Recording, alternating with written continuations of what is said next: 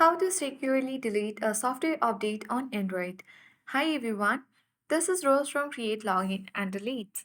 Without further ado, let's dive right into the video. First, we'll launch Settings app on your device. Scroll down to the bottom of the screen. Now tap About Device and tap on Storage option. In here, you need to simply tap on Files or System Data and look for a folder labeled Software Updates or similar. Either you can go to device maintenance also instead of storage depending on your device model.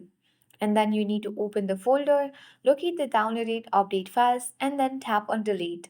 If prompted, you can run from the deletion to remove the file temporarily or permanently.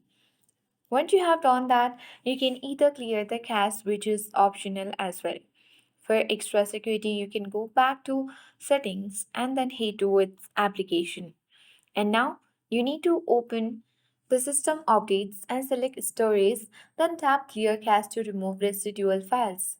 So you need to note that deleting the software update won't stop your phone from checking for future updates. If you don't want updates to re-download automatically, disable auto-download updates in the system update settings. And that's how you securely delete a software update file on Android.